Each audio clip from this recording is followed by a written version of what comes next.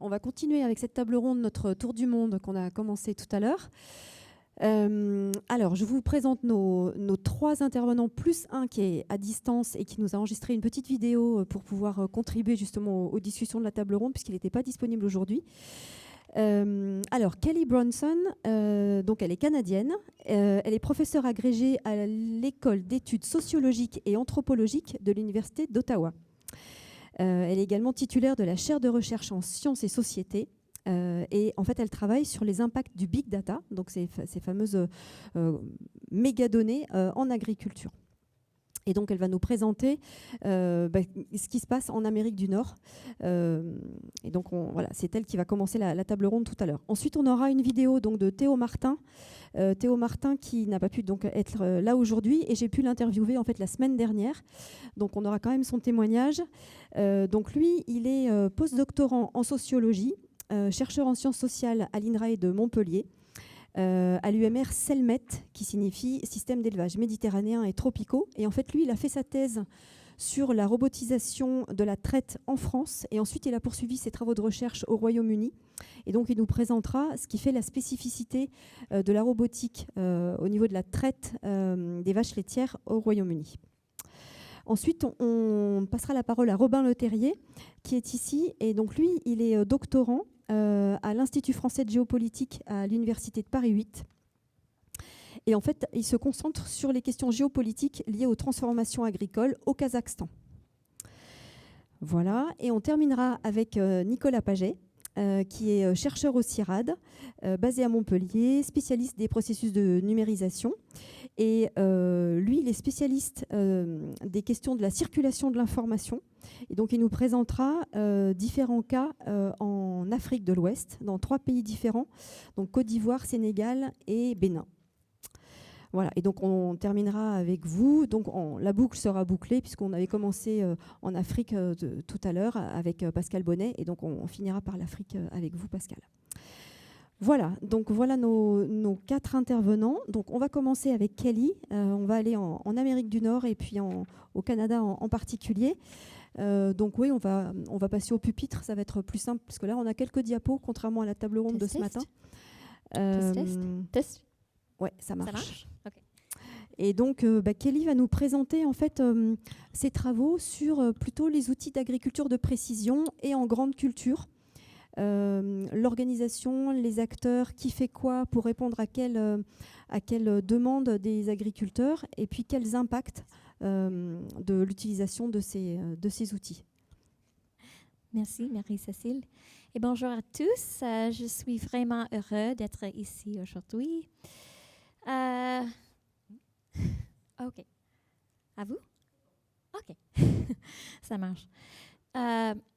Marie-Cécile a dit, je vais vous parler des avantages un petit peu, mais aussi des risques, des enjeux avec l'agriculture de précision, après, je parle après, qui sera mon sujet principal aujourd'hui. Je me concentrerai sur l'agriculture de précision comme à la fiche, the slide, the John Deere website. En anglais, c'est Decision Support Tools, the algorithms, the data collection that are used in farm management. Parce que APO Amérique du Nord a généré le plus d'apports financiers de la part de l'industrie, mais aussi des gouvernements, des super-gouvernements comme FAO, etc., et le travail au Canada. Et aussi entre des fermiers, des agriculteurs, le pool, comme Pierre a dit. Le pool est idéologique, je pense, mais aussi les subventions, les programmes, etc. Un petit peu précision, quand à raison de leur coût et aussi leur formation, je pense, like by design, the way they're designed, les agriculteurs, le AP dans Amérique du Nord, ce n'est pas adopté, l'adoption c'est inégal, c'est uneven. Premièrement, dans l'Amérique du Nord, il y a les grands agriculteurs, comme Marie-Cécile a dit.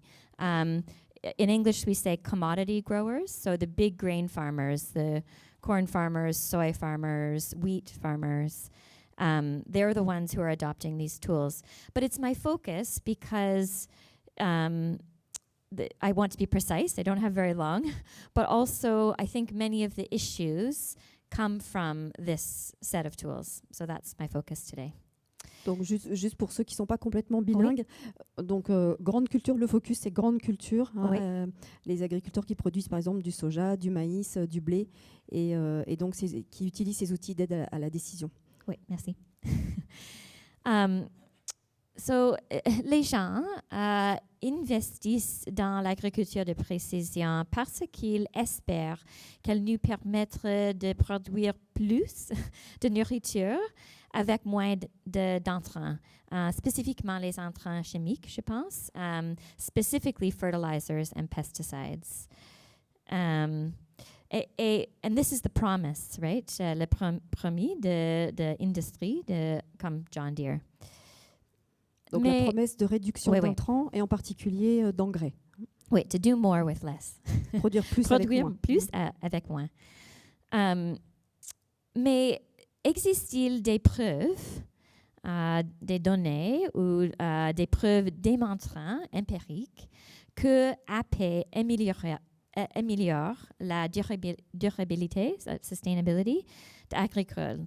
And this is a question that I've done a lot of work on. Je travaille sur cette question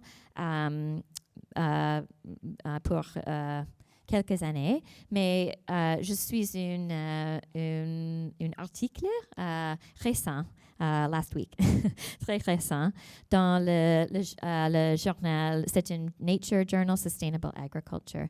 Et ça, c'est la question de cet article. It was a revue systématique d'articles dans Scopus and Web of Science. Nous cherchons pour les preuves démontrant, so like field data, proof that these tools help with sustainability. Okay, l'article, you can read the article for more specification, but en bref, nous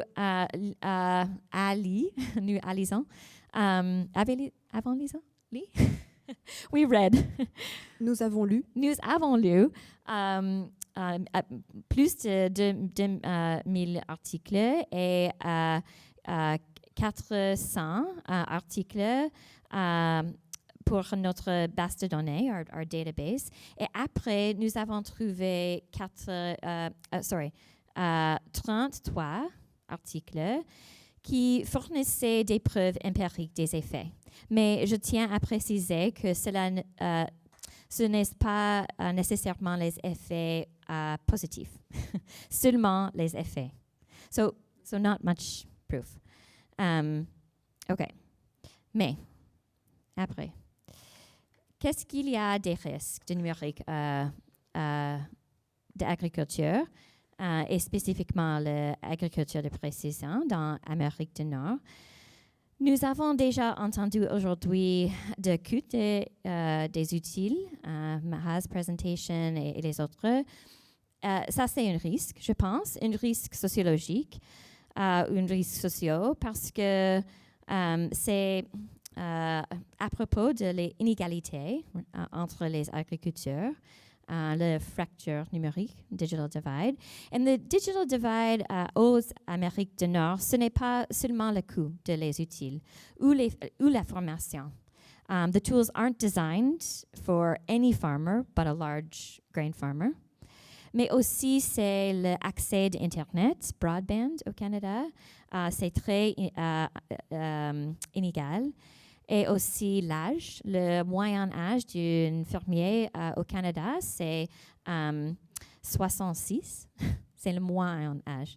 Pas de plan de succession dans les fermes au Canada. C'est un problème, vraiment large problème.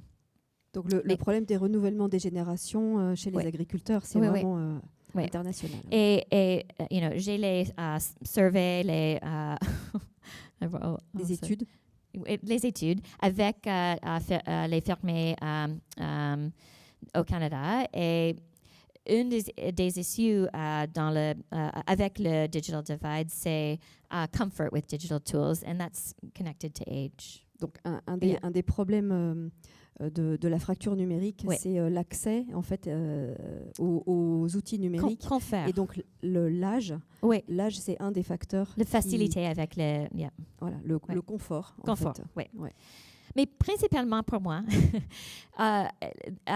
les relations inégales entre les entreprises comme John Deere qui vendent des outils agricoles de précision et les agriculteurs, even the large-scale farmers. Les grandes entreprises nord-américaines ou Amérique du Nord jouissent d'un pouvoir de marché, market power, et un pouvoir abusif historiquement.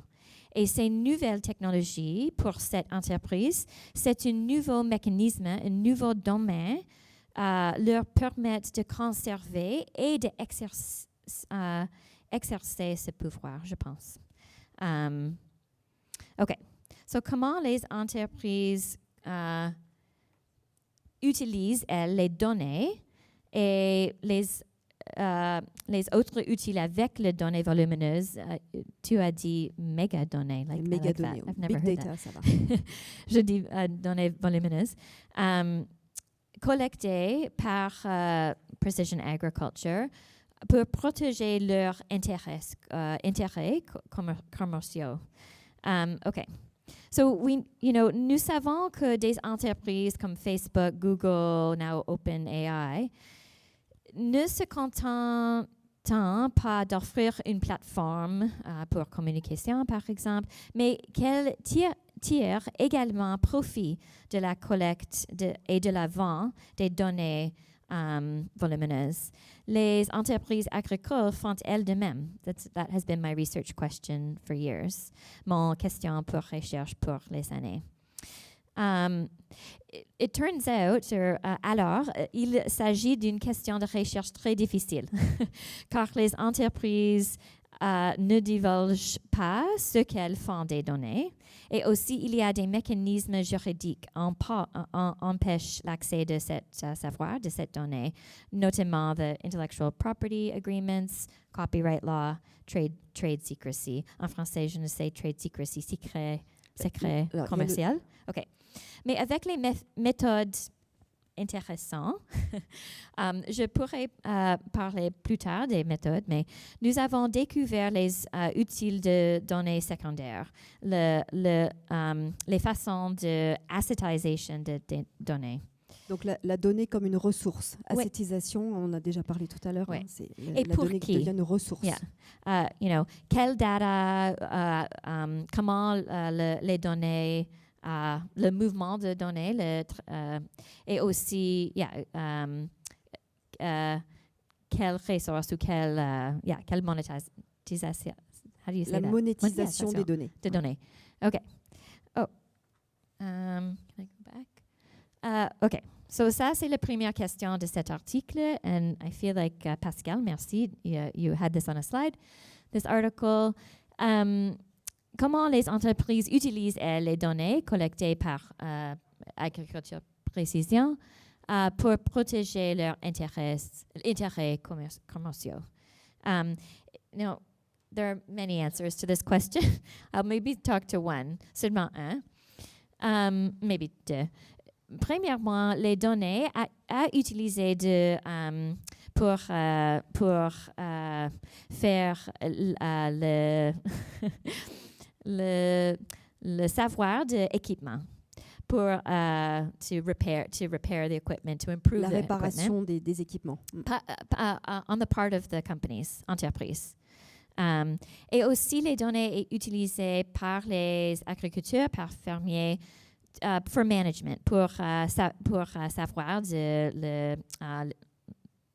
la gestion d'exploitation. Oui. Mais il y a les autres utilises secondaires, je pense. qui surface les issues, les enjeux. Premièrement, il y a un conflit d'intérêts, je pense. Toutes les entreprises que nous cherchons recommandent les produits, les chimiques, entre les mêmes familles de produits dans l'entreprise.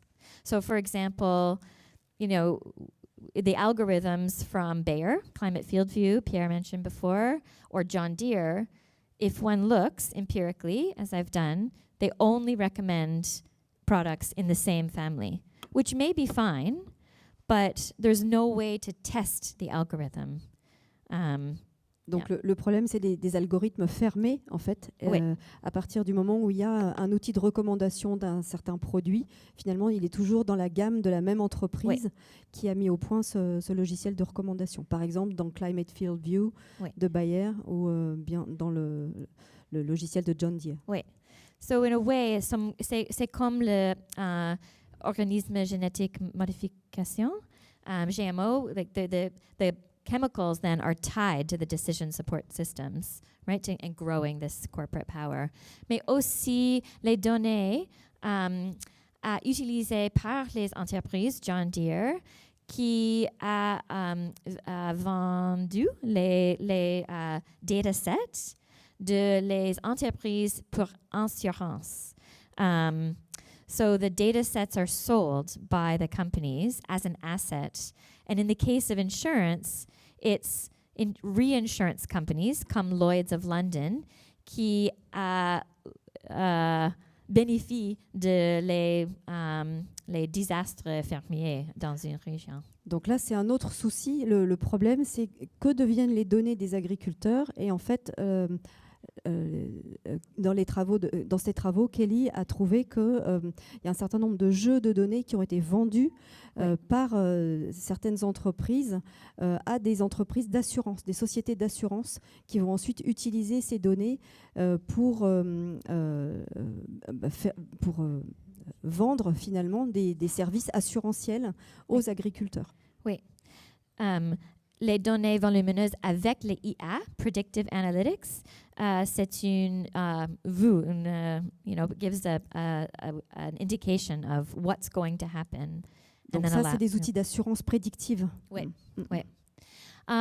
Et aussi, le dernier point, les entreprises utilisent les données et les programmes de rebat et les fermiers nécessairement, they have to necessarily give their data to use the tools. And there are rebates if you give a certain number of data. And in our assessment, this is being used to tie farmers again to this few number of companies, comme Lock-in. Donc là, le problème dont Kelly est en train de parler, c'est l'obligation en fait pour les agriculteurs de donner leurs propres données à l'entreprise. Et donc c'est un système verrouillé où ils n'ont pas le choix, ils sont obligés de fournir leurs données à l'entreprise. Oui. Ce qui du coup crée une dépendance. Oui. Enfin, le risque est que les agriculteurs ne profitent pas équitablement, je me semble, des données qu'ils ont collectées et ils ont de moins en moins de contrôle. C'est un problème dans Amérique du Nord. Contre en France, je pense. En Amérique du Nord, les fermiers ont moins de choix. Il y a 2 entreprises pour machinerie, 3 entreprises pour les grains et les chimiques. Il y a moins de choix. Et c'est utile. C'est possible de la situation exagérée. Enfin, l'histoire nous a montré que les innovations entraînent des gains et des pertes. Gains et des pertes, les risks and benefits, que sont rarement répartis équitablement, je pense. Et c'est la même chose avec cet outil. Merci. Et c'est C'est mon courriel et mon site web, et c'est une monographe de ce sujet. C'est une ethnographie avec les fermiers des grandes agricultures et aussi les activistes fermiers avec données Farm OS et Farm Hack. Oui, merci. Merci beaucoup, Kelly. Alors, c'est très intéressant parce qu'on a pu pointer différents problèmes. Et ma réaction initiale, c'était mais comment réagissent les agriculteurs face à ces systèmes de lock-in, de génération d'une nouvelle dépendance finalement de cet agriculteur. Est-ce que finalement les agriculteurs y trouvent leur compte? Oui. S'ils sont OK avec cette dépendance, est-ce qu'ils ont le choix finalement? Est-ce qu'ils se disent on est OK, on partage nos données avec cette entreprise à partir du moment où on a un service? Est-ce qu'ils ont de la visibilité là-dessus? Est-ce qu'ils sont au courant de cette vente de données à des entreprises d'assurance ou pas? Et voilà, quelle est leur réaction? C'est anglais après. Okay. Yeah?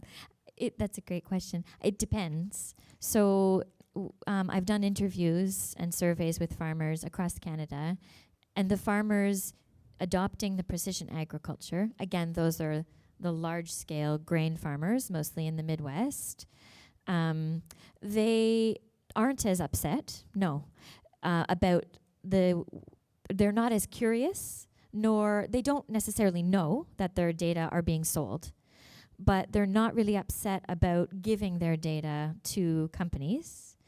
Many of them say, I'm a manager now, I don't work the fields, I'm a business person, and the companies have data expertise. I don't have the time, so I don't care about accessing my data, for example.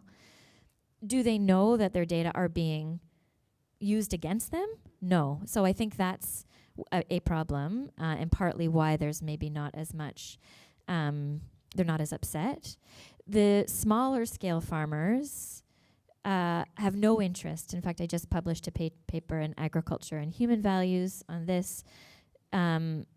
They just think that they would like more support from the state for different set of resources for, greenhouse infrastructure and programs for farm labor and, so yeah, that's one answer. To the extent that farmers have been upset, c'est l'issue de right to repair, le digital. I'm just going to translate what you just said and then we'll switch to right to repair. Juste une petite traduction pour ceux qui n'ont pas bien compris. Kelly a conduit un certain nombre d'entretiens avec des agriculteurs. Donc deux familles d'agriculteurs différents, des agriculteurs plutôt grands agriculteurs, grandes cultures qui sont dans le Midwest et font de l'agriculture de précision. Et en fait, eux, ils ne sont pas vraiment au courant de ce qui se passe avec leurs données.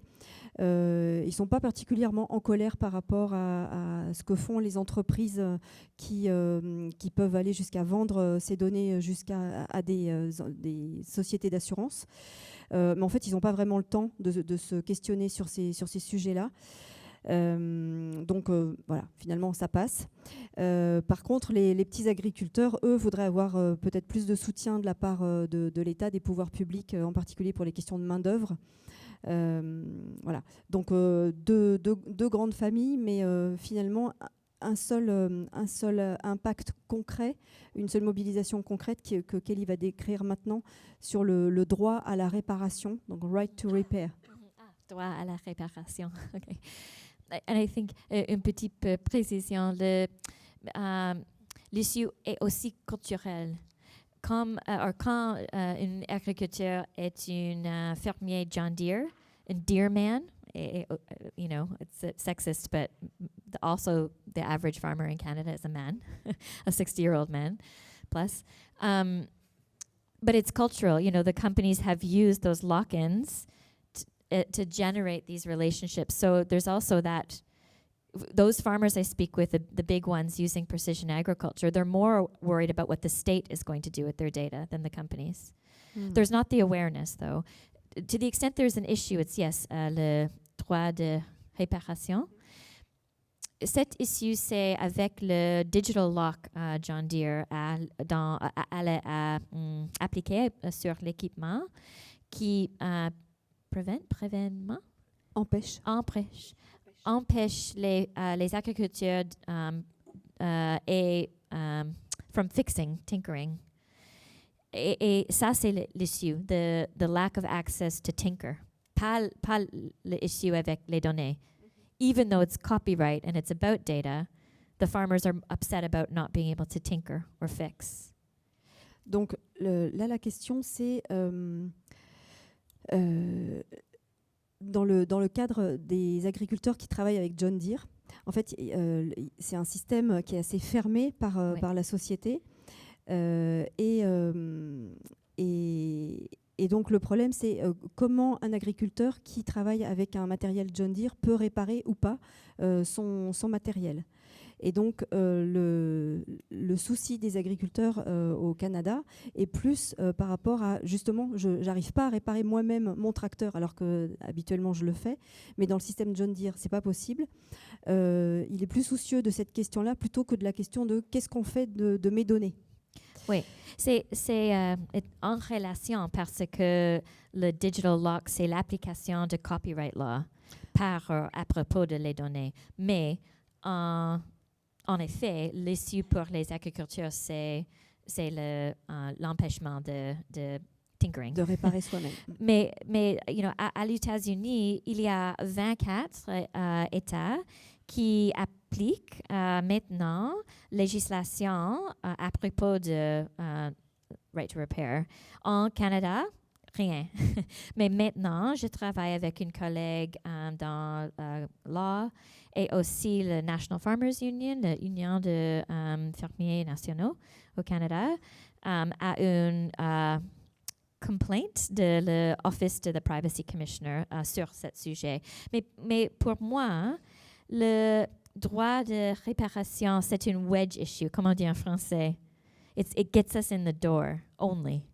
C'est une issue très spécifiquement, mais il y a le potentiel d'élargir les issues d'injustice, donc c'est un sujet très précis, très pointu aujourd'hui, oui. Mais qui s'élargit à beaucoup plus de sujets liés à la donnée. Oui, parce que l'issue, c'est sur l'accès de données. L'accès de fermiers individus et leurs données. Mais la valorisation de données, ce n'est pas dans les données individuelles. Le vraiment valeur, c'est une donnée volumineuse. Donc c'est collectif. Oui. So right to repair, mais c'est une wedge issue. Pour moi, c'est une entrée de les issues plus larges que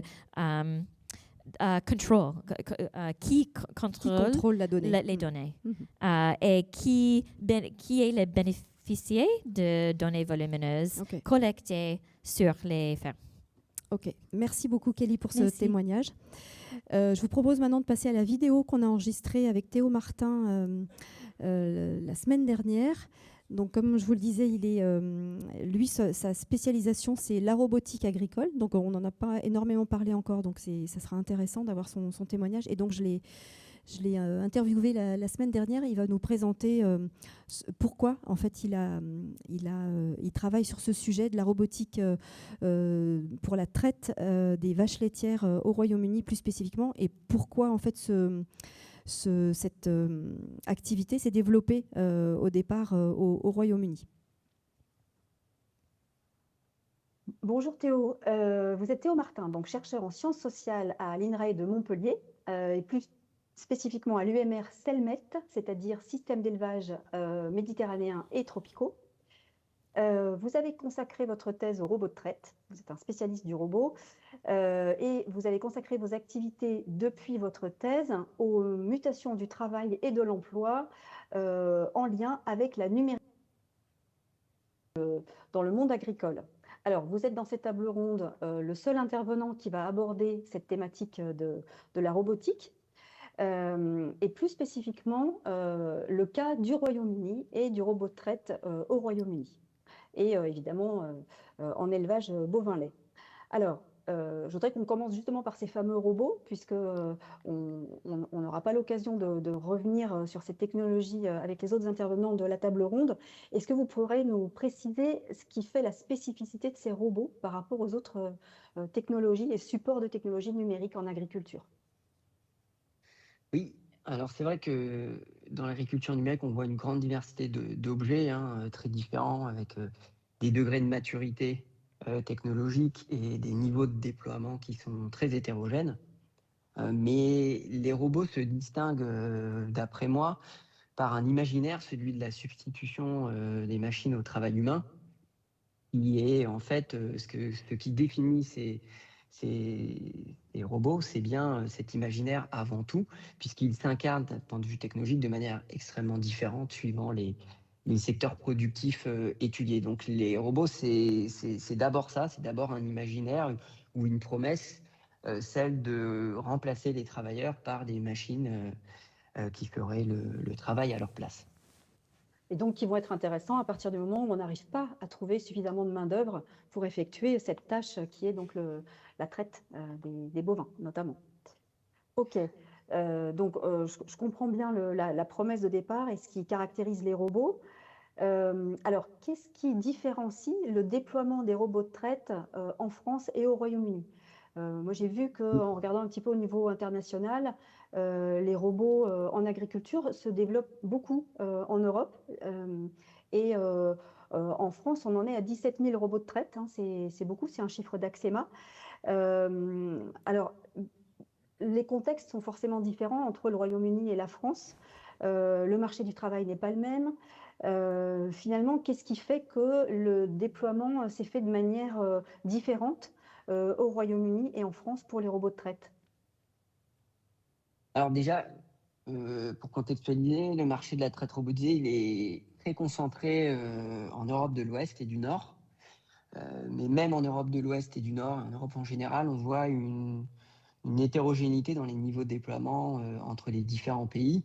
Quand on va en Norvège, Pays-Bas, Suède, Islande, Danemark, on a la traite robotisée, elle concerne plus de 20 jusqu'à 32% pour l'Islande des exploitations laitières. Donc on est sur des niveaux d'adoption qui sont assez importants, donc plutôt en Europe du Nord. Et à côté de ça, on a des pays, alors au niveau mondial, hein, avec des taux d'adoption très très bas, sous les 1%, le cas de la Nouvelle-Zélande, l'Australie. C'était le cas des États-Unis il y a encore pas si longtemps avant l'arrivée de Donald Trump au pouvoir, où l'anticipation a participé d'un intérêt pour la traite robotisée parce qu'il y avait en fait l'anticipation d'une pénurie de main-d'œuvre liée à la construction du mur avec le Mexique, les Mexicains représentant une part importante de la main-d'œuvre dans les exploitations laitières états-uniennes. Et donc, c'est deux choses à retenir, c'est qu'en fait, il y a une grande hétérogénéité entre pays qui traduit à la fois des structures d'exploitation différentes, des formes d'organisation sociale différentes, en gros le salarié est plus ou moins important et structurant dans les exploitations. Et puis des marchés du travail qui vont être différents, c'est-à-dire à la fois les niveaux de rémunération, les conditions de l'emploi, le droit du travail par exemple, etc., les politiques de migration et de visa des travailleurs étrangers. Tout ça vont participer d'un contexte qui explique un peu cette hétérogénéité. Mais pour revenir plus spécifiquement maintenant sur la différence France-Angleterre, moi, je me suis intéressé après ma thèse au cas du Royaume-Uni parce que ça faisait partie des pays d'Europe de l'Ouest et du Nord où on avait les taux d'adoption les plus bas, donc les chiffres varient. C'est pas aussi simple qu'en France, même si en France c'est pas simple non plus d'avoir des chiffres. En fait, c'est des estimations. Il n'y a pas d'appareils statistiques qui permettent de répondre de manière directe. Donc, on utilise des proxys comme les contrôles des machines à traire. Mais en 2018, le chiffre qu'on trouve dans la littérature, c'est 7% des exploitations laitières britanniques. Voilà, donc ça diffère des niveaux d'Europe du Nord, comme je disais tout à l'heure. En France, on est actuellement, les estimations qu'on a faites, elles sont à 19% des exploitations laitières. Donc l'explication qu'on avait sur ce taux d'adoption plus bas, c'était notamment la forte dépendance des exploitations laitières à une main-d'œuvre relativement bon marché et disponible qui provenait d'Europe de l'Est, hein, Roumanie, Pologne essentiellement. qui est souvent un élément avancé dans la littérature pour expliquer ce taux d'adoption plus faible que chez ses voisins au Royaume-Uni. Est-ce qu'il y a eu un impact, si je peux me permettre, est-ce qu'il y a eu un impact du Brexit justement sur Ouais, cette l'autre, main-d'œuvre qui était plutôt bon marché traditionnellement? L'autre élément, juste, et après j'enchaîne avec le Brexit, c'est la structure des exploitations. En France, je n'ai pas les chiffres exacts en tête, mais on est autour de 70 vaches laitières par ferme. Au Royaume-Uni, on est plutôt autour de 250. Donc, de cet effet de taille découlent des formes d'organisation du travail complètement différentes et des enjeux de l'investissement aussi qui ne sont pas les mêmes, qui peuvent expliquer ça. Alors, Oui, en effectivement, général, on dit 70 vaches pour un robot. Hein. ouais, c'est ça, entre Ouais. 70 et 80, ça monte jusqu'à même 85 sur les Ouais. derniers modèles. Donc, il y a effectivement des effets de seuil qui font qu'on peut vraiment pas dépasser ça. Mm. Donc, tout de suite, effectivement, en fait, le taux d'adoption de la traite robotisée, il a explosé ces dernières années depuis 2016 en France, en lien notamment avec le fait que la moyenne de la taille des exploitations laitières est devenue complètement dans l'intervalle de viabilité technico-économique de ces robots. Donc 70 vaches laitières, on est complètement dans cet intervalle de 70-80 vaches par robot. Donc voilà. Alors le Brexit? Donc en 2020, sortie du Royaume-Uni de l'Angleterre. Donc c'est pour ça que moi je me suis intéressé au Royaume-Uni, c'est qu'on a vu du coup en lien avec ce Brexit émerger toute une politique de la substitution qui mettait en avant les robots en agriculture comme un des principaux moyens pour gérer ce qui est une pénurie de main-d'œuvre, un labor shortage qui est très présent dans la presse britannique, dans les documents des politiques publiques, qu'on retrouve aussi dans une certaine partie de la littérature scientifique, et qui en fait, la sortie du Royaume-Uni de l'Union européenne ne permet plus de mobiliser dans les mêmes cadres réglementaires une main-d'œuvre provenant d'Europe de l'Est. Alors, à ceci s'est ajouté aussi des effets monétaires de la livre sterling qui ont rendu les emplois au Royaume-Uni moins attractifs pour ces travailleurs issus de la partie est de la communauté européenne. Donc voilà, il y a eu, c'est un peu ça qui m'a amené à poser mes questions de recherche au Royaume-Uni, c'est l'émergence de tout un écosystème d'entreprises accompagnées par un certain nombre de politiques publiques qui mettent en avant la robotique agricole comme un moyen de gérer cette pénurie de main-d'œuvre, qui d'ailleurs est un des éléments que j'étudie et qui n'est pas si évident que ça. En fait, la pénurie de main-d'œuvre, c'est d'abord un discours sur le marché du travail avant d'être une certaine situation factuelle du marché du travail. On observe aussi en France depuis très longtemps un discours sur la pénurie de main-d'œuvre qui est plus que discutable, en fait, qui est très contenu sur des métiers spécifiques, mais qui globalement n'est pas tout à fait vrai. En France, les gens qui s'intéressent à ça, je prends les travaux d'Axel Magnan, par exemple, qui montrent que c'est pas, voilà, on n'a pas vraiment de pénurie, on n'a pas des vignes ou des fruits qui restent sur les arbres alors, à cause de la disponibilité. Si on essaie de comparer cette promesse justement de pallier la pénurie de main-d'œuvre à la réalité aujourd'hui, est-ce que vous avez pu constater justement que la robotisation de la traite au Royaume-Uni a permis de répondre à cette promesse, ou bien est-ce qu'il s'est passé autre chose dans le marché de l'emploi? Vous me parliez notamment de déplacement d'activité plutôt que de substitution au final. Ouais. Alors moi, ce que j'ai montré dans ma thèse, c'est qu'il y a effectivement... il n'y a pas un remplacement des salariés par les robots et globalement, quand on s'intéresse à des structures familiales sans salariat, on ne voit pas de diminution du temps de travail grâce aux robots. Il y a toute une controverse scientifique, notamment en lien avec les mesures, les méthodes utilisées pour mesurer le temps de travail qui donnent des résultats extrêmement hétérogènes. Mais la tendance, c'est quand même une diminution qui est au mieux toute relative, si ce n'est pas existante du tout. Alors pourquoi ? Parce qu'en fait, certes, on a une disparition de certaines activités, comme en l'occurrence la traite, mais on a l'émergence de nouvelles activités, comme le contrôle de cette traite automatique sur des dispositifs numériques, téléphones, ordinateurs, et l'intervention même humaine directe, physique, aller chercher les animaux dès lors qu'on a des problèmes sur la machine. En fait, l'intervention humaine, c'est le rôle de l'humain sur ces systèmes automatisés d'intervenir aux limites de la machine, là où elle n'arrive pas à fonctionner pleinement. Voilà, c'est l'écart entre l'imaginaire substitution et la mise à l'épreuve des automatismes aux conditions réelles des activités agricoles, qui, plus est, sont dans des milieux, contrairement à l'industrie, pas du tout standardisés, avec des comportements animaux, avec, quand on est en champ, des parcelles qui ne sont pas standardisées, etc., etc., la météo, etc. Donc voilà, ça c'est la première conclusion, pas de substitution. Pour autant, l'imaginaire perdure.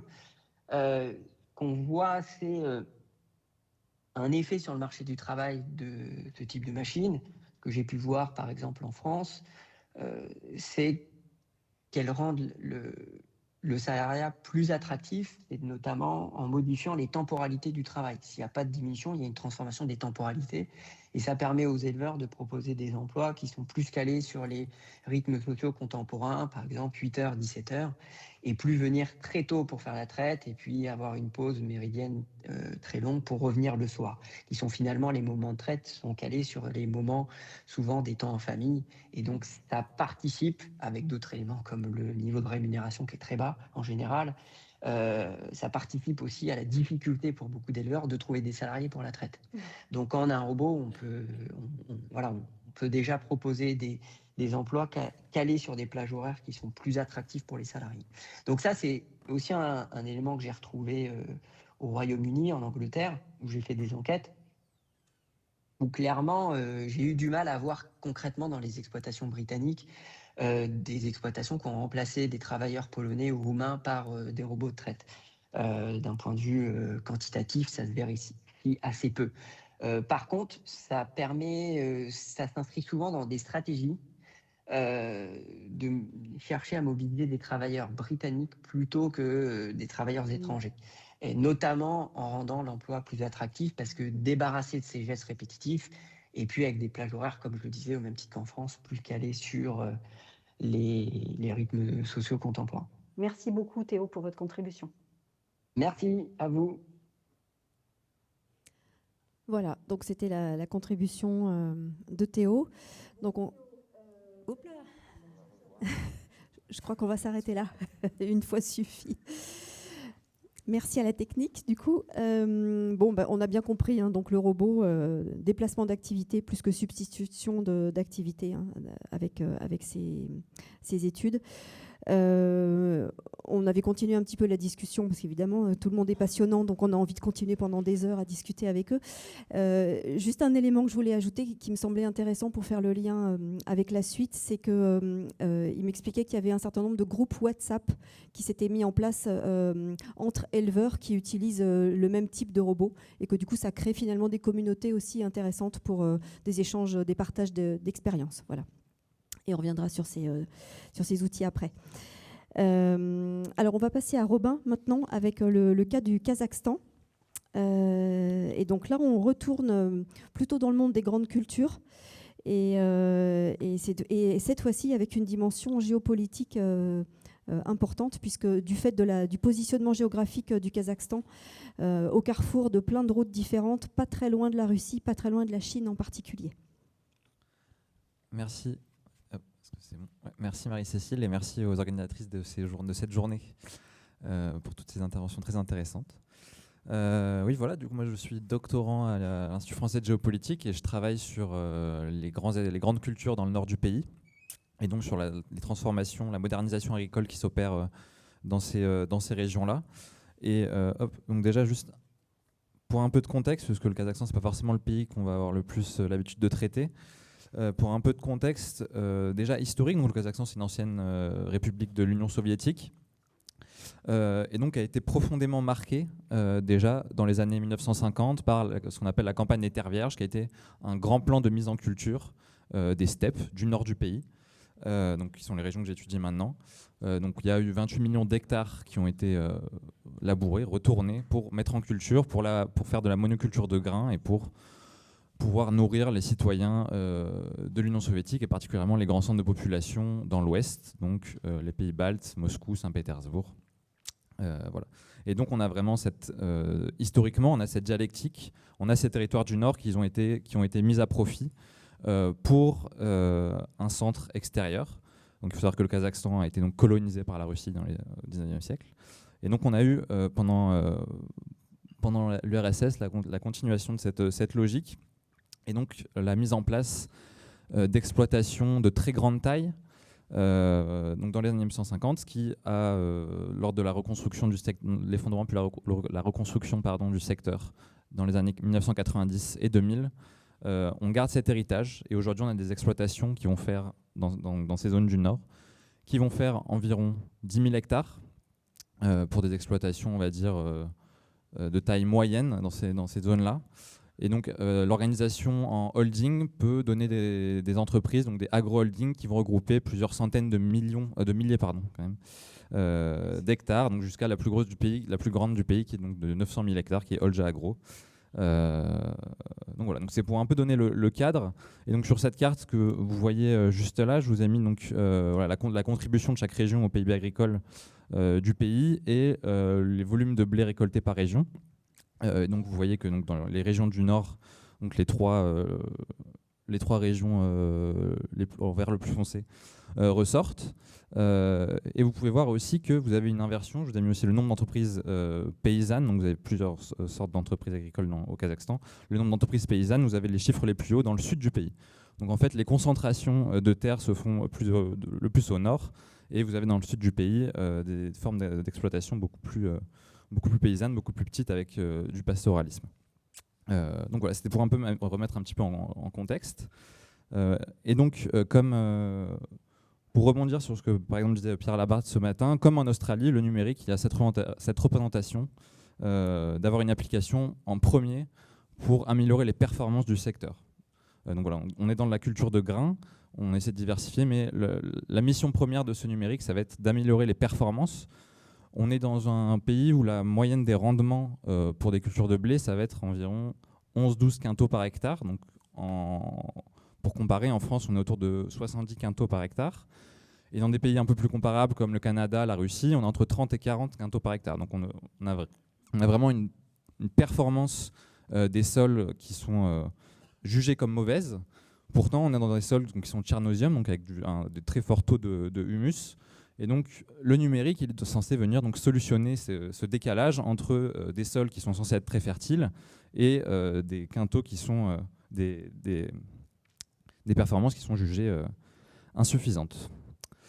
Et donc voilà. Et donc les principaux objectifs, donc j'ai mis voilà. Donc ça, c'est les paysages que vous pouvez avoir donc dans ce nord du Kazakhstan. Voilà, donc c'est des grands espaces plats à perte de vue qui sont cultivés. Et donc, vu que vous avez des exploitations d'environ 10 000 hectares qui vont regrouper une vingtaine de parcelles, voilà, entre 300 et 500 hectares, vous avez des économies d'échelle, des gains d'échelle qui vont être estimés comme extrêmement importants. Et donc, pour donner des exemples, par exemple, pour les tracteurs, par exemple, pour toute la partie machinerie, ne serait-ce que par exemple le trajet que le tracteur va faire pour épandre des intrants, pour labourer une parcelle, on va essayer de l'optimiser au maximum. Et donc voilà, dans les entretiens que j'ai eus avec certains exploitants, ils ont estimé pouvoir, grâce à l'IA, grâce à des systèmes de calcul qui vont pouvoir prédire le trajet le plus optimisé pour dépenser le moins de carburant pour répandre des intrants dans la parcelle, on va avoir des gains d'échelle qui vont être jugés comme assez significatifs au niveau de l'exploitation. Et donc on est vraiment donc, dans cette conception du numérique, dans le prolongement de l'agriculture de précision. Donc voilà, une bonne dose au bon endroit, au bon moment. Et donc on est, pour aussi mentionner peut-être quelque chose d'aussi important, ça va être aussi la prévisibilité météorologique. Peut-être comme vous vous en doutez, au Kazakhstan, les périodes chaudes, la culture est possible assez courte. Donc on est une période qui fait à peu près 100 jours dans l'année. En fait, entre la période de semis et la période de récolte, il y a 90 jours. Et donc, en fait, si on a des aléas météorologiques sur ces périodes de semis et ces périodes de récolte, ça va compromettre les cultures de manière assez significative. Et l'hiver, il n'y a pas d'activité agricole qui prenne place. Donc, en fait, c'est vraiment la viabilité des entreprises qui est en jeu. Et donc aussi, il y avait beaucoup d'attentes au niveau de la prévisibilité météorologique. Et des outils numériques pour permettre de prévoir à quel moment récolter. Peut-être 1 ou 2 jours près, ça va pouvoir potentiellement faire la différence. mais encore une fois, comme ça a été dit ce matin, je ne me souviens plus par quel intervenant, mais aujourd'hui, les systèmes météorologiques ne sont pas en capacité de prévoir assez à l'avance, concrètement, pour avoir vraiment des effets qui seraient les plus optimaux. Donc voilà, ça c'est une carte donc dans les régions que j'étudie qui vous montre un petit peu les rendements par hectare en fonction des départements ici, donc dans le nord-ouest du pays, sur lequel je peux passer un peu rapidement. Et donc vous avez un cadre institutionnel qui va vraiment essayer de pousser l'adoption de ces technologies. Donc depuis donc cet été, vous avez des mécanismes de subvention pour l'adoption d'outils technologiques qui ont été mis en place. Donc ça va être pour, par exemple, l'outil d'aide à la décision, l'acquisition de systèmes d'auto-guidage pour les tracteurs, par exemple. Et vous avez aussi, en termes agronomiques, vous avez l'utilisation de l'analyse des sols par satellite, donc avec l'indice NDVI, qui est très largement utilisé. Et ça aussi, c'est des choses, quand on a des grandes exploitations comme ça, qui vont être représentées comme extrêmement utiles, puisque concrètement, une exploitation de 10 000 hectares, elle va faire parfois plusieurs dizaines de kilomètres de long. Et donc, pour qu'un exploitant et ses ouvriers, voilà, puisqu'on est sur des structures bien entrepreneuriales, donc on a un chef d'entreprise et ensuite des salariés, pour se rendre compte, par exemple, que vous avez une maladie qui se développe au milieu d'une parcelle qui est à 12 km de la base de la ferme, parfois ça peut prendre plusieurs jours et en fait il est déjà trop tard et la parcelle elle est déjà compromise. Alors que là, donc avec ces analyses par satellite, ça va permettre en tout cas aux chefs d'exploitation et à leur équipe d'ingénieurs de réagir en bonne et due forme et le plus rapidement possible. Et donc je voudrais aussi aborder la question de la connectivité des territoires. On est sur des territoires qui sont assez marginalisés, où l'accès à Internet était jusqu'il y a quelques années très compliqué, et où donc, je mettrai le curseur environ à 2020, où il y a eu de gros changements politiques qui ont eu lieu au Kazakhstan en 2019 avec la mise en retrait du dirigeant qui était là depuis la chute de l'Union soviétique. Et puis 2020, il y a des grosses politiques de diffusion de la connectivité. Mais jusque-là, c'était les plus grosses entreprises seulement qui avaient accès aux services Internet, qui pouvaient en gros eux-mêmes prendre en charge la mise en place d'infrastructures de connectivité jusqu'à leur base d'exploitation. Depuis quelques années, le pays met en place des politiques qui font que les zones les plus marginalisées, les plus rurales vont être un peu mieux connectées. Et depuis cet été, donc en 2025, Starlink est autorisé au Kazakhstan, ce n'était pas le cas juste avant, pour des raisons politiques. Ce qui permet aussi, Starlink aussi c'est un gros coût quand même quand on est exploitant dans les régions du nord du Kazakhstan, mais ce qui permettrait aux villages les plus marginalisés d'avoir accès à Internet et de pouvoir gérer leur exploitation via Internet. Et il faut savoir que, juste voilà, pour conclure peut-être, un gros coût, c'est-à-dire c'est un système d'abonnement C'est un système d'abonnement. Alors il me semble que c'est autour de 40 € par mois. Donc au Kazakhstan, ça fait un bon coût quand même. Enfin, c'est quelque chose à calculer. C'est pas forcément énorme, mais avec l'installation de la base, il y a un coût d'entrée. Je ne pourrais pas vous dire exactement, mais ensuite c'est un abonnement à peu près à 40 € par mois, donc on ne sait pas. Ça veut dire que ça met du temps à être déployé, puisque le coût d'entrée est vraiment une barrière. C'est un calcul à faire. Je ne pense pas que ce soit une barrière pour des exploitations qui sont rentables. Je pense que c'est un investissement à faire qui est tout à fait faisable. Mais voilà, il faut juste avoir cette envie. Et donc il faut savoir aussi que ces mécanismes de subvention passent désormais par des systèmes numériques. Donc il n'y a plus de papier en fait, voilà, concrètement, si on veut demander des subventions pour les intrants, pour des machines, etc. Il n'y a plus de papier. Donc en fait l'accès à Internet devient un enjeu presque de survie pour toutes les exploitations, puisque sinon ça veut dire qu'il faut potentiellement... là on trouve des points de connexion quand même en général quelques dizaines de kilomètres sans trop de problèmes, mais ça voudrait dire qu'il faudrait aller se déplacer pour aller passer peut-être plusieurs heures à faire ces demandes de subventions d'argent public pour pouvoir potentiellement survivre. Donc on voit bien la stratégie de l'État. Là, pour le coup, on en parlait tout à l'heure en propos introductif à la table ronde. Hein. Là, c'est vraiment descendant. C'est la stratégie de l'État au Kazakhstan qui est on va à fond vers le numérique. Du coup. C'est ça. Alors, du coup, c'est une stratégie qui est plutôt récente. Du coup, le contexte institutionnel fait qu'il y a une grande méfiance des acteurs économiques, des acteurs privés envers la puissance publique, eux ont mis en place en premier leur propre système et se sont en gros débrouillés tout seuls pour acquérir des systèmes d'information numérique et développer leur exploitation de cette manière-là. Et donc l'État a essayé un petit peu de rattraper le wagon de manière assez claire. Les subventions le montrent, mais aussi tout l'écosystème numérique au Kazakhstan, donc un pays, on va dire, dont la démocratie est limitée. Voilà, tout l'écosystème numérique est pris en charge par l'État de manière de plus en plus sérieuse. Et donc on a en effet cet effet où l'État les pouvoirs publics essaient de rattraper ce développement numérique et de faire en sorte que les outils d'aide à la décision, notamment, puissent aller dans le sens des politiques qui sont promues, des politiques agricoles qui sont promues. Après, on va pouvoir retrouver aussi des incitations à l'export énormément sous d'autres canaux. Mais voilà. Et en préparant la table ronde, vous m'expliquiez aussi cette dimension géopolitique, géostratégique, qui est cette volonté du Kazakhstan d'être moins dépendant seulement de la Russie, mais de diversifier finalement ses relations avec un plus grand nombre de pays, en particulier la Chine. Voilà, tout à fait. Alors ça, du coup, c'est vraiment les grandes tendances géopolitiques au Kazakhstan qui sont déjà à l'œuvre depuis donc, la dislocation de l'URSS depuis 1991.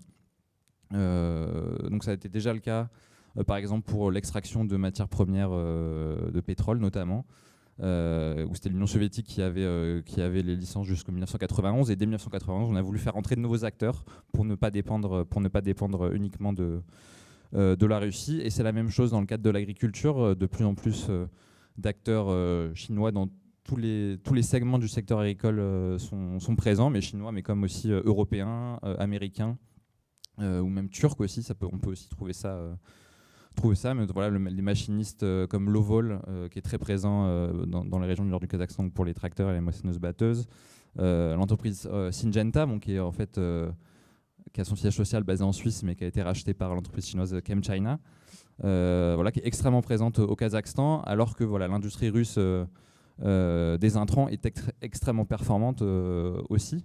Donc il y a aussi cette volonté de ne pas reposer uniquement sur les acteurs russes pour se développer.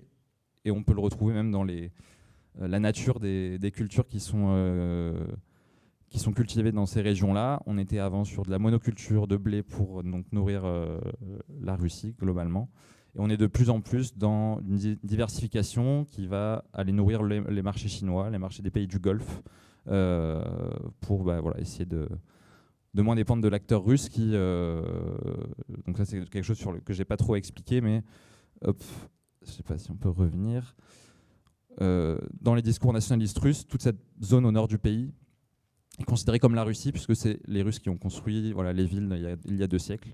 Et donc au Kazakhstan, il y a une bonne relation avec la Russie, il y a toujours quand même en fond derrière la tête l'idée qu'on n'a pas envie de reconnaître le même scénario que l'Ukraine. Ok. Bon, ça se passe de commentaires. Oui, peut-être une dernière question. Vous disiez donc diversification des marchés, des productions, peut-être nourrir davantage aussi la population du Kazakhstan, et puis construire plus de chaînes de valeur à l'intérieur du Kazakhstan avec de la transformation sur place. C'est ça. Alors du coup, le développement numérique, il porte aussi cette promesse d'amélioration des performances, et donc de pouvoir, on va dire, mener ces deux politiques, donc de soutien à l'exportation et de développement de la souveraineté alimentaire de manière conjointe. Et donc l'élevage qui s'est assez durement effondré dans les années 90 est de plus en plus mis en avant de plus en plus soutenu par les pouvoirs publics, donc avec la construction de grandes fermes laitières d'entre 1000 et 2000 têtes en général de vaches laitières, donc dans les régions du Nord. Ça, c'est aussi pour s'adapter au changement démographique, puisque depuis 1998, la capitale n'est plus Almaty, donc, qui est à l'extrême sud-est, mais Astana, qui est un peu plus au centre-nord du pays. Et donc, c'est un nouveau centre de population à nourrir. Et donc, il y a des nouvelles chaînes de valeur qu'on essaie de créer pour ce nouvel équilibre démographique. Et la promesse de performance, elle est tenue ou pas? Performance économique, en tout cas, elle est tenue par le Alors, numérique à très court terme, les 2 dernières années ont été des années de très bonnes récoltes au Kazakhstan. Il y a eu environ 25 millions de tonnes de blé qui ont été récoltées. Ça place le Kazakhstan dans le top 7-8 des plus gros exportateurs de blé sur les 2 dernières années au niveau mondial. Donc, c'est une promesse qui, pour l'instant, est tenue. Mais comme je l'ai dit, c'est un climat qui est assez instable et vraiment quelques petites variables climatiques peuvent vraiment mettre en difficulté le secteur. On l'a vu dans des années par exemple comme 2016-2021, des années très dures. En général, ça dépend un peu plus que seulement le facteur numérique. C'est multifactoriel, voilà. Ouais. Peut-être un impact social aussi en termes de compétences, de métiers. Alors du coup, c'est aussi quelque chose qu'on essaie de mettre en place dans les instituts agraires du pays. Voilà, d'essayer de former les gens, les élèves et les étudiants aux technologies du numérique. Ça se fait de plus en plus et ça se fait de plus en plus avec donc avant les principaux partenariats internationaux des universités étaient avec la Russie et de plus en plus notamment avec donc maintenant c'est de plus en plus avec la Chine qu'on va retrouver ces partenariats. Moi aussi avec la France, un gros Paritech qui est partenaire de l'université agraire de d'Astana. Mais on va dire que la majeure partie des partenariats qui sont noués ces dernières années, c'est avec la Chine. Et la Chine qui charrie tout cet imaginaire de technosolutionnisme infuse aussi tout à fait au Kazakhstan. Et on va dire que la vision est partagée entre voilà, l'imaginaire autour de l'agriculture industrielle entre la Chine et le Kazakhstan. Ok, eh ben, merci beaucoup Robin pour ce témoignage très éclairant. Alors, on va retourner en Afrique maintenant avec Nicolas. Donc, en Afrique de l'Ouest, Sénégal, Côte d'Ivoire et Bénin. Et donc là, ouais, on va parler de fracture numérique. Enfin. Et puis, on va parler d'outils qui ne sont pas spécifiques à l'agriculture. On entend là? Oui. Ouais. Oui, alors du coup la perspective depuis laquelle je vais parler donc je suis Nicolas Paget du CIRAD, je travaille à l'UMR Innovation sur les processus de digitalisation, pour l'instant principalement en Afrique de l'Ouest. Et les éléments que je vais mentionner là rapidement viennent d'un projet qui s'appelait Fracture numérique, qu'on a mené dans 3 pays sur 3 filières assez contrastées. Donc on avait la filière lait au Sénégal, la filière cacao en Côte d'Ivoire et la filière maraîchage au Bénin. Donc ces 3 filières sont très différentes dans leur façon de fonctionner, dans la périodicité des produits. Le lait, c'est tout le temps produit par une population qui est soit sédentaire, soit transhumante, un produit qui est très périssable. Quand on parle du cacao, c'est une commodité. Donc là, on a une filière, une chaîne de valeur, un prix déterminé, une récolte par an, un débouché assuré. Enfin, la marge de manœuvre du producteur est limitée. Et le maraîchage, c'est énormément de produits sur des toutes petites parcelles avec une production très intense, en continu, avec aussi une forte périssabilité, avec un objectif de fournir des marchés locaux. Donc la question qu'on se posait à travers ça, c'était quelle est l'appropriation du numérique? Moi, je préfère le mot appropriation au mot adoption, parce qu'on a un outil, on en fait quelque chose pour soi, on ne le reçoit pas du ciel comme ça. Enfin, un peu quand même. Mais c'est moins descendant. Pour le numérique, c'est un peu comme ça. Mais alors, en tout cas, il y a quand même tout un processus à travers lequel on s'approprie le numérique. On a aussi beaucoup étudié les politiques publiques de digitalisation dans les 3 pays. On pourrait en parler si nécessaire. Mais ce que je vais faire là, c'est parler des résultats majeurs du projet. Donc là, je vous ai mis c'est un policy brief qui a été écrit à la suite de ce projet-là, qui résume les éléments principaux. Je me suis dit qu'à 4h25, ça pourrait suffire. Et donc, on se pose la question de quelle digitalisation pour l'agriculture familiale. Donc déjà, il y aura un gros contraste avec tout ce dont on a parlé avant, qui est des grandes cultures, de l'agriculture de précision, de l'optimisation hyper locale. Quand on a un champ de la taille de l'Estrade, on ne fait pas de l'agriculture de précision, quoi. Enfin, on essaie de produire. Donc je caricature, mais j'aime bien caricaturer, ça aide à retenir. La fracture numérique, c'est une théorie qui a été développée hors agriculture. En gros, il y a des fractures de plusieurs degrés. Il y a une première fracture qui est l'accès au numérique. Est-ce que je peux avoir un téléphone? Est-ce que je peux avoir un ordinateur? Est-ce qu'il y a de l'infrastructure derrière moi? Et une fois qu'on a accès, je donne le même téléphone ou le même ordinateur à deux personnes. Et ben, ils vont avoir des capacités différentes. Donc, ils vont pouvoir le mobiliser, d'où le terme d'appropriation, de manière différente pour des usages qui sont variés. Et là, bon, on peut dire on a accès, on n'a pas accès, on sait faire, on ne sait pas faire. Mais au final, est-ce que ça nous permet d'atteindre nos objectifs dans la vie? C'est probablement ça l'élément principal. Quand on est maraîcher producteur de tomates, son but c'est de vendre les tomates. C'est pas d'être le roi du numérique. Enfin, peut-être certains ça les intéresse, mais c'est pas la globalité. Donc on s'est aussi beaucoup posé la question. Alors, quelle digitalisation pour l'agriculture familiale? Donc dans les trois pays et les trois cas, on s'est aperçu que le numérique c'est exclusivement le téléphone portable. Il n'y a rien d'autre, il n'y a pas d'ordinateur, il n'y a pas de capteur, il n'y a pas de tout ce que vous voulez, mais la base, c'est vraiment le téléphone portable. Et encore, pour 20% des gens qu'on a interrogés, c'est à peu près 5000 personnes sur les trois pays, ces statistiques-là. Donc, il y a une certaine validité quand même. Donc, il y a 20% de gens qui ne possèdent pas de téléphone portable. Ça ne veut pas dire qu'ils n'ont jamais accès. Parce qu'ils peuvent très bien avoir un copain qui a ou un membre de sa famille, notamment dans le cadre du lait, où on a souvent le chef d'exploitation qui a un téléphone portable, mais pas les autres. Mais ils ont quand même accès au numérique sans posséder. Donc ça, c'est aussi un élément qui est important. Ensuite, 60% des gens ont un téléphone portable simple, donc de type Nokia 3310. Donc vraiment les téléphones vraiment très simples. Ça a l'air très simple et un peu du passé, mais un téléphone, ça permet de faire des appels téléphoniques. Ça, c'est très pratique pour appeler des gens qui sont loin. Donc, quand on est un éleveur transhumant et qu'on veut appeler une personne qui est dans un autre pays pour savoir si ça vaut le coup d'emmener son bétail paître à un endroit, bah, le coup de téléphone, il a une vraie importance profonde. Quand on est un producteur maraîcher et qu'on veut emmener ses produits au marché, ça vaut le coup de téléphoner, de se préparer. Donc, juste les appels téléphoniques, c'est très très simple, mais ça fait des capacités énormes pour utiliser ça. Un autre élément qui est assez spécifique à l'Afrique, plus généralement que l'Afrique de l'Ouest, c'est que ça permet les échanges financiers. En fait, ce sont des populations qui sont très faiblement bancarisées. Personne n'a accès à des banques normales. Même les institutions de microfinance, c'est que pour une petite partie de la population. Mais en fait, avec un téléphone portable, on a une carte SIM sur laquelle il y a un compte bancaire inclus. Et donc, on peut faire des transactions financières de manière très simple.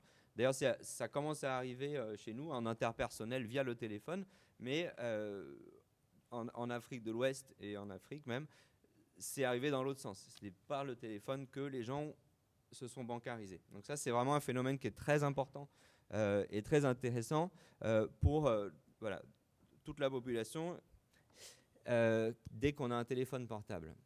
Et ça, c'est...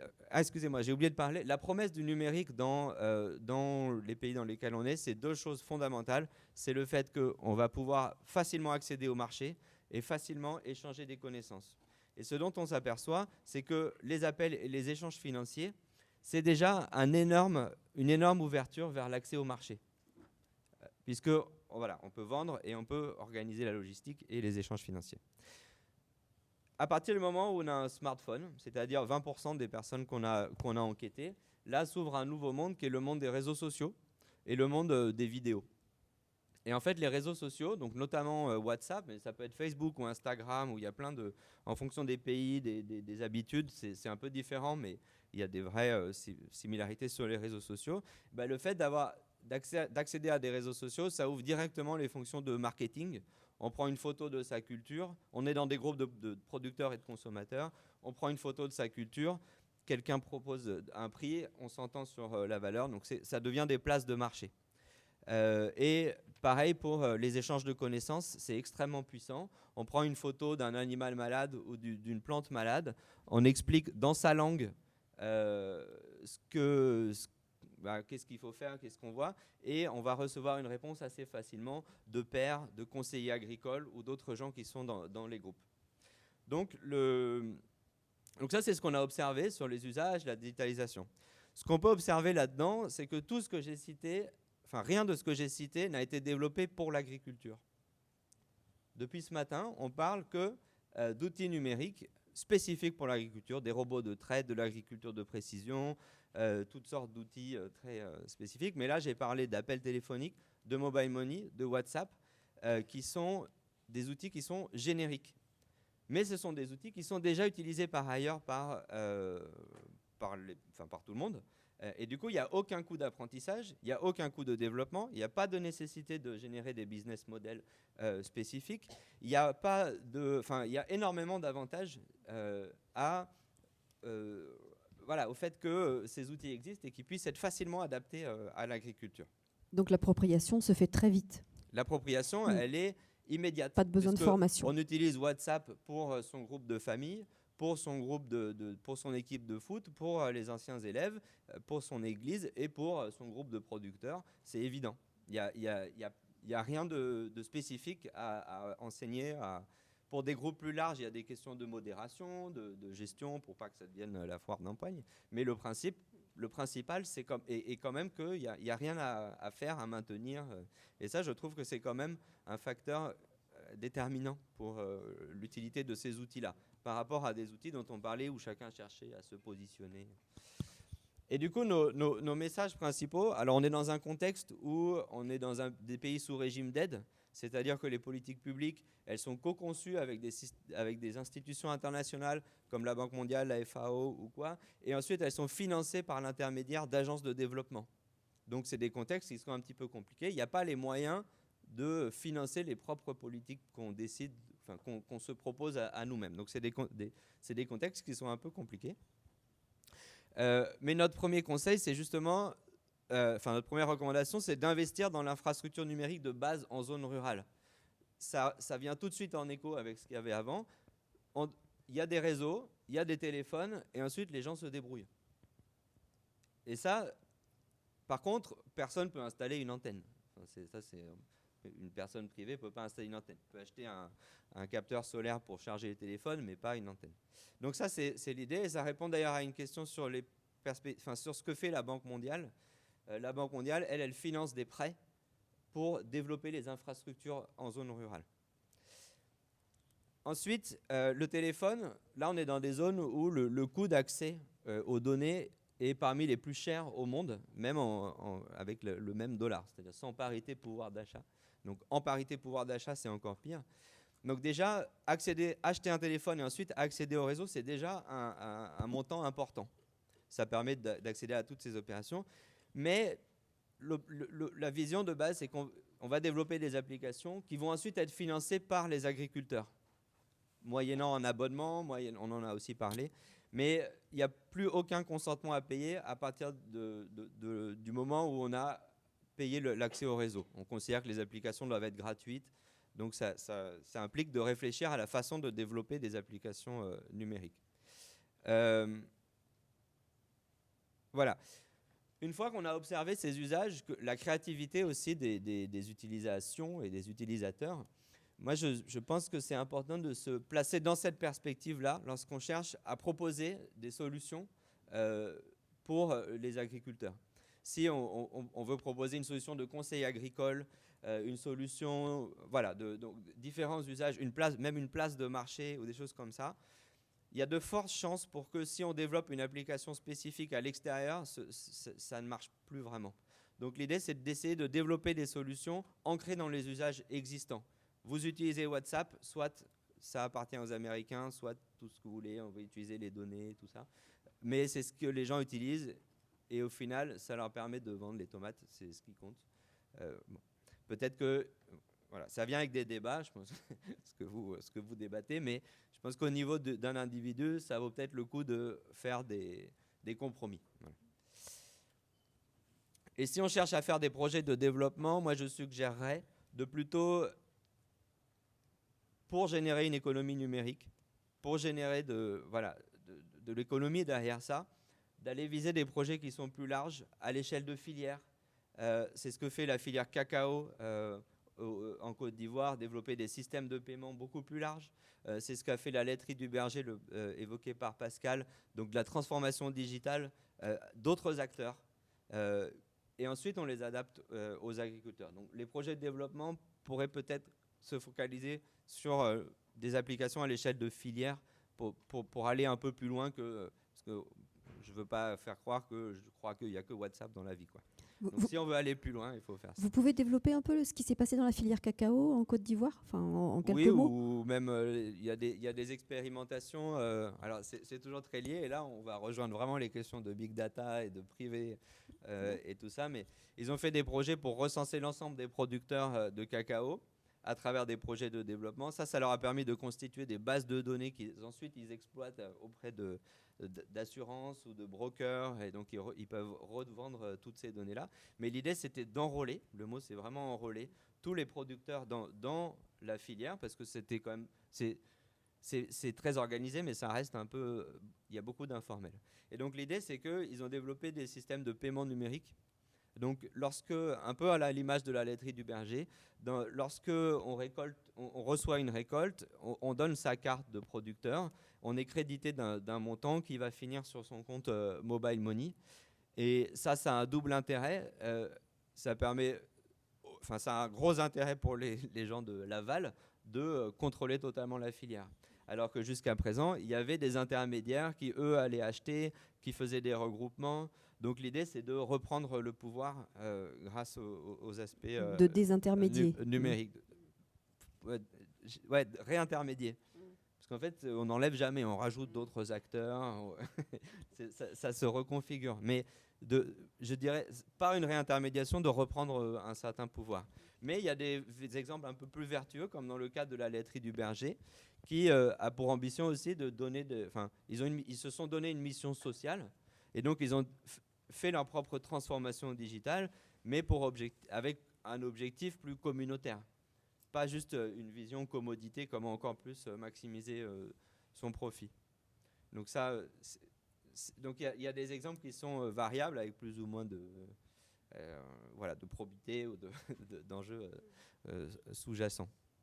Mais donc, si on est un projet de développement, moi je suggérerais d'aller voir plutôt ce type de choses-là que de faire l'application super pour des agriculteurs.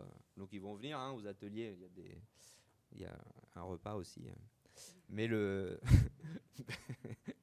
mais vous voyez, il n'y a plus personne après le repas.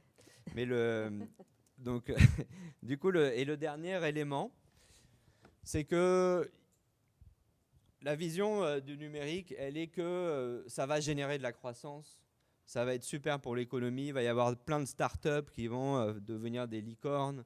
C'est quand même ce qu'il y a dans l'imaginaire, c'est que c'est le numérique qui en soi va générer de la croissance. Moi, je propose une vision qui est un petit peu différente, c'est que le numérique, c'est un coût, ça coûte de l'argent, c'est peut-être même à concevoir comme un centre de coût qui va générer des impacts sociaux et environnementaux positifs plus largement, comme la sécurité sociale. On investit, ça coûte de l'argent, mais les gens sont en bonne santé, du coup l'économie va bien. Là, on peut, et l'idée, c'est de réfléchir à des projets comme PlanteNet, qui a été cité tout à l'heure. C'est un coût, il faut maintenir cette infrastructure, mais au final, ça permet à beaucoup de gens d'identifier des plantes, d'obtenir des informations sur les maladies, d'obtenir peut-être même des conseils agroécologiques qui sont très mauvais pour le PIB et pour le privé.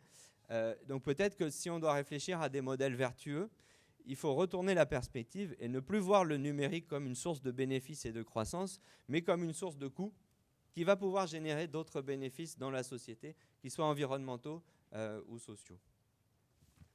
Voilà. Je crois que c'était une très belle conclusion. Bravo, merci pour votre témoignage. Tous les trois, en une phrase chacun, qu'est-ce que vous voudriez que les gens qui sont encore là à cette heure retiennent de votre intervention ? La phrase clé qui représente au Kazakhstan, qu'est-ce qui se passe aujourd'hui et quelle conclusion on en tire ? Moi, je dirais simplement que c'est la structure héritée qui va le plus impacter la manière dont on utilise le numérique, dont on promeut le numérique dans ces formes, dans les formes qu'il prend aujourd'hui dans les territoires que je Retour suis. sur Terre. Et voilà, et qu'en fait, sans diversité d'approche sur un territoire, il est extrêmement compliqué d'avoir diversité.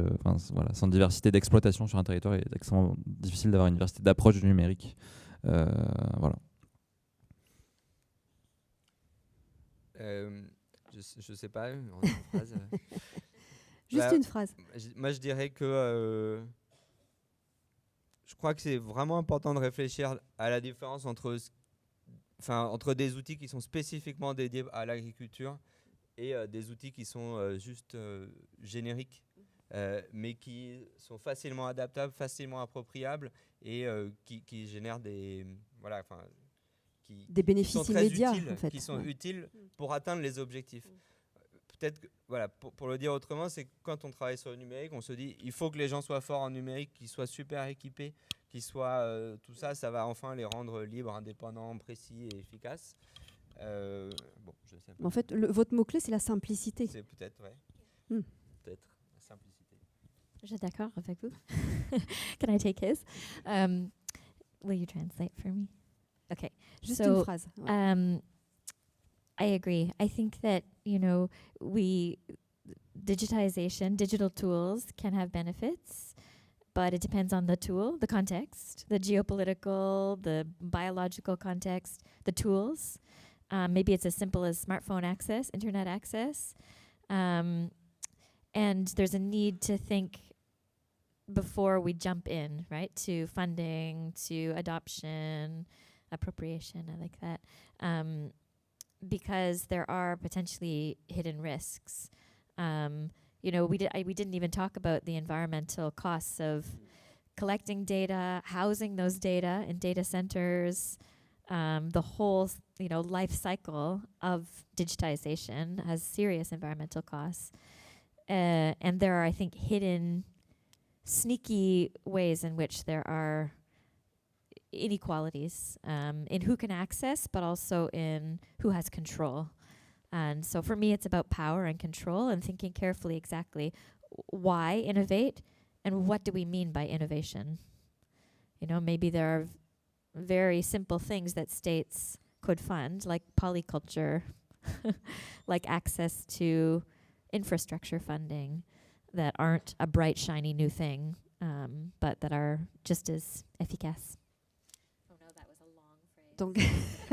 Donc une longue phrase de conclusion par Kelly. Donc pour la numérisation de l'agriculture, oui, peut apporter un certain nombre de bénéfices, mais il faut faire attention. Évidemment, ça dépend du contexte et il faut réfléchir avant d'agir.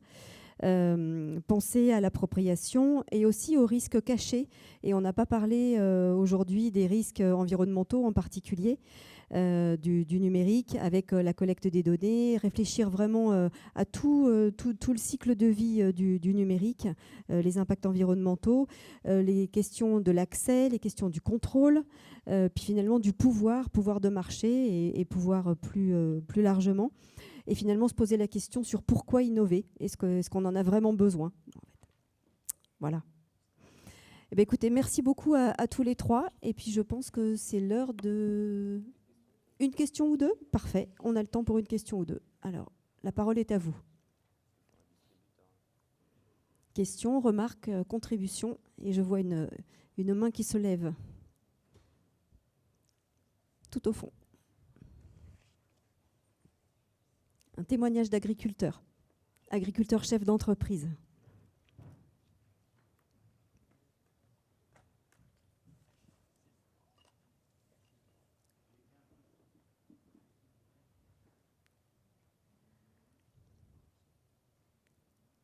Appuyez sur le bouton rouge.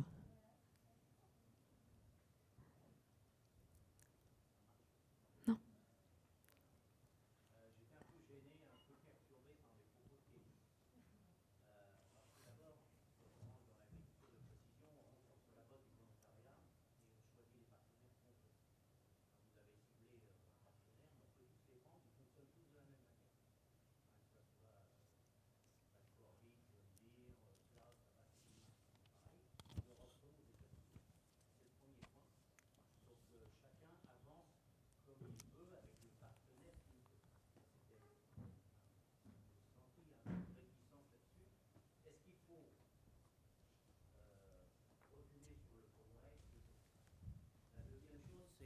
Sur l'auto-repair, vous avez tous des voitures aujourd'hui.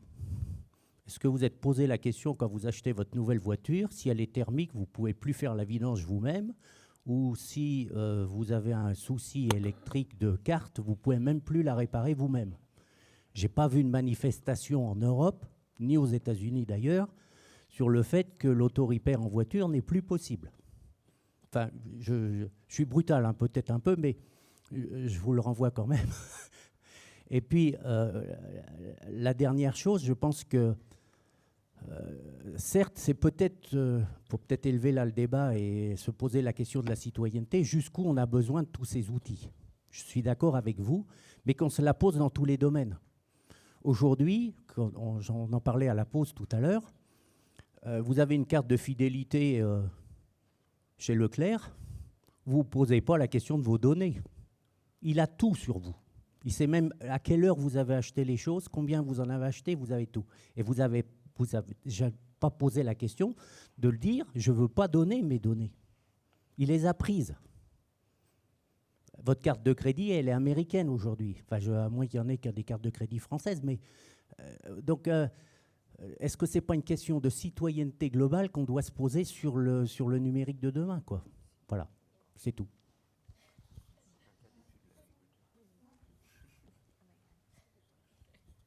Est-ce qu'il y a d'autres témoignages ou est-ce que Kelly voulait répondre? Okay. Merci pour tes questions. C'est difficile. Je commence avec le troisième. En anglais, ça marche? Non? OK, je sais. So I heard the question as there are all sorts of ways in which we as ordinary citizens, not just farmers, give over our data. Is that right? With okay. Did you? Vous avez traduit ou pas? No. Okay. No. A part of the question, it was not really a question, it was A statement. a statement saying, well, in fact, it's not only John Deere, in fact, all companies work the same. Exactly, yeah. That was so the first social thing. media and loyalty but cards. also other companies in okay. agriculture. In agriculture, yeah. So that was the first thing. The second thing was self-repair. You know, Yes. and in fact, it's exactly the same thing for cars. You cannot repair Yes, your own car totally. right now. Or phones. I mean, we license our phones. We don't own our phones. It's the Exactly. same application So of it's not only copyright about law. agriculture. Yeah.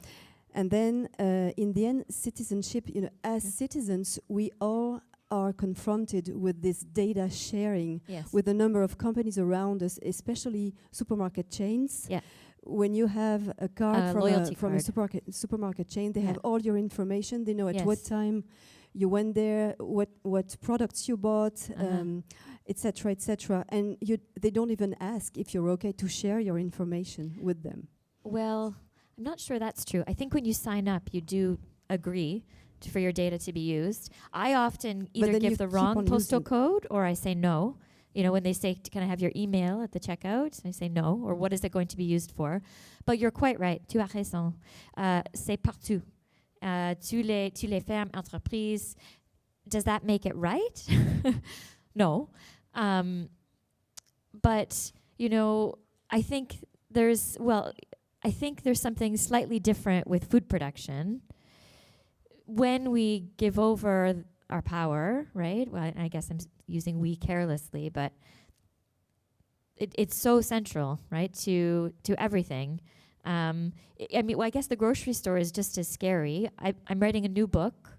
J'ai un nouveau livre, University of California Press, on IA, dans le système d'alimentation, across the supply chain. And in grocery stores right now, Walmart and Kroger are using predictive pricing, like Uber. So they're using artificial intelligence with sensing and visual information or algorithms so that the price changes from when you pick it off the shelf potentially to when you get to the checkout. And we've done research where we show that people pay totally different prices. And it, in some ways, depends on your postal code, your skin color, it can, right? So these are really scary things. I think that they're everywhere and that they have been. We've known about, right, the misuses of data since 2018, probably. It doesn't make it right. So I guess, si tu as une question, je pense que la question c'est what can we do, right? Qu'est-ce que nous faisons? C'est partout. But I think we can do something. Je pense. we can use the law. So that's what I'm trying to do now. Utilise la droit existante, le droit à confidentialité, privacy law, et aussi trade competition law. Qu'est-ce que c'est en français? Droit de compétition. Antitrust. Okay. So that's what maintenant, je fais les infographiques, les zines, pour les producteurs, productrices, pour les citoyens, de connaître leurs rights, leurs droits.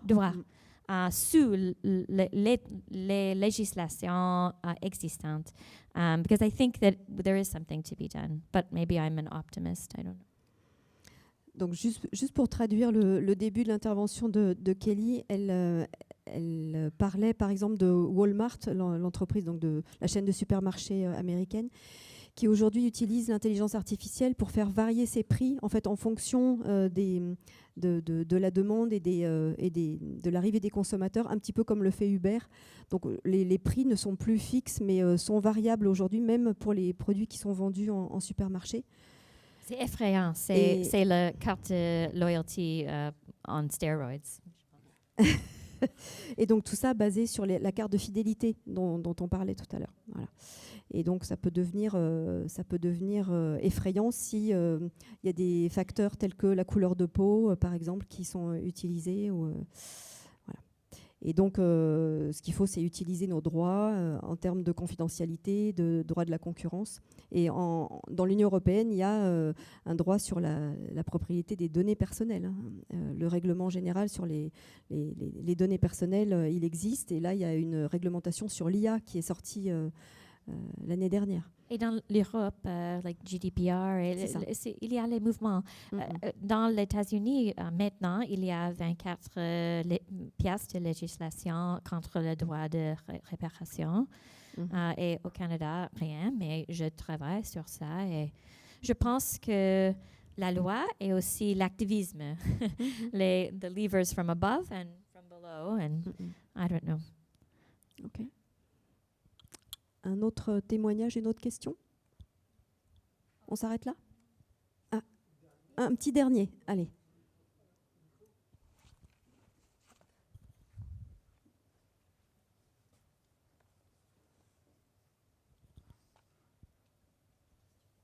Merci. Pour rejoindre monsieur, moi ce que je constate, en tout cas je travaille pour les CUMA, c'est que les agriculteurs et les CUMA en particulier se posent la question de la valorisation des données tout simplement pour leurs propres usages, pour leurs propres services. Effectivement, les agriculteurs ils sont assez conscients que les données remontent, que s'ils sont hors d'une plage d'utilisation normale, de vitesse, etc., ça va remonter chez John Deere, ça va pouvoir être utilisé par les assureurs. Ça, je pense qu'ils en sont assez conscients, mais ils sont quand même frustrés de ne pas pouvoir utiliser les données générées par leurs machines pour leurs propres usages. Générer une carte de rendement aujourd'hui, à partir des données de moissonneuse, c'est pas très commun aujourd'hui, tout simplement. Donc déjà, valoriser les données produites, oui, ça pourrait être déjà un plus pour les agriculteurs. C'est plutôt une réflexion.